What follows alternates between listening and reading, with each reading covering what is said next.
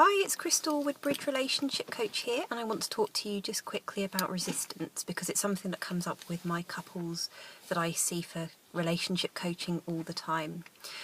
And the reason I want to talk about resistance as well is because I've come out tonight to my 5 Rhythms dance class, and it's something I really enjoy. I do it every week. It's something that gets me moving. If I've spent a lot of time sitting, which is, as a relationship coach, I'm sitting. If I'm sitting behind the computer on Skype or one-to-one with clients, or driving. And I like to be as active as I possibly can, but my job is really sitting, and I feel really strongly that it's really important for health, well-being, just to keep moving. And if you think about nature, what happens if something stops? It becomes stuck, it becomes dormant, it might die, or, if it's a river, it will just become stagnant. So it's really important to keep that flow going. So it's really important for me to keep my energy levels and my flow going. And it's really it's a conscious effort, because as much as I enjoy it and as much as I find it really important, every week I get to the point where I'm quite tired, I might be a bit hungry, I might have a huge to-do list, and I can get really absorbed in my work. I absolutely love my job, but it can be quite compulsive in that there's always something else to do. So there's always an excuse, there's always a reason not to come out to my 5 Rhythms class, there's always a reason not to go running, there's always a reason to postpone that walk in nature.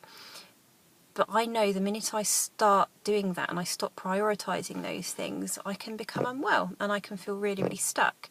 So I really have to push against that resistance. Now, I see with couples all the time that they're usually resisting something. The thing that they're resisting often is sitting down and talking about issues that are really important to them. It's communication. And, I see couples every week that come back, and although they recognise the importance of good communication and effective communication, and I can teach them all the skills that they need to be able to start doing that, they find that they resist and they just haven't put the time aside to do it. And that's quite natural, because we do tend to resist the things that we think are going to be difficult, the things that take effort and time, and also the things we're afraid of. So I think a lot of couples get concerned that they don't have the confidence that if they do sit down to communicate, that it won't escalate into something into conflict or an argument, something they can't manage. And that's even when I give them the skills and the tools to use. So, like anything, you have to just make yourself do it. If it's really important to you, for me, movement and getting out in nature is really important for my health and well-being, and it's something that I choose to prioritise.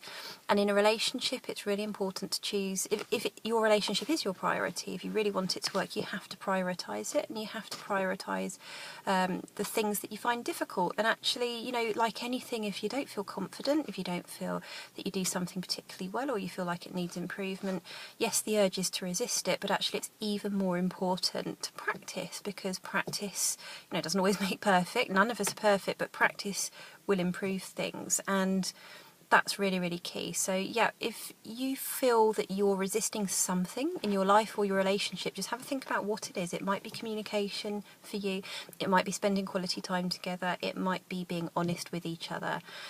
Whatever it is that you're resisting, just have a think about what that might be, and have a think about why you're resisting it. So are you resisting it because you think it's going to be too big a task to tackle? Are you resisting it because you don't have the confidence that you'll be able to resolve the issue? Or are you resisting it because it just feels like it's just too much effort? So think about why you're resisting it.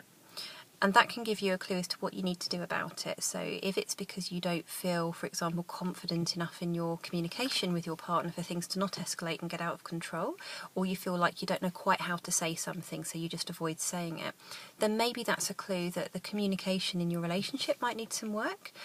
It's really common for that to be the case, and there's lots of things that, if that is the case, that you can do to work on that. If you want to come over to my website, it's crystalwoodbridge.com.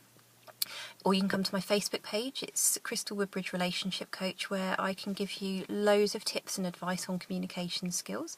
You can sign up for my newsletter so you make sure you don't miss out on any courses. I do actually have a conflict resolution course for couples coming really soon, which I'm so excited about, and I'll give you more details as soon as they're available. But yeah, resistance, just have a think about what that is for you, think about what it is you might need to do, talk to your partner about what they feel they're resisting in the relationship, and you can do something about it if you choose to. If you don't know where to start, come along to my website, sign up to my newsletter. You can ask me any questions, you can email me. It's crystal@woodbridgetherapy.co.uk, and I'd be only too delighted to help you. So take care for now, and I'll see you online soon. Bye.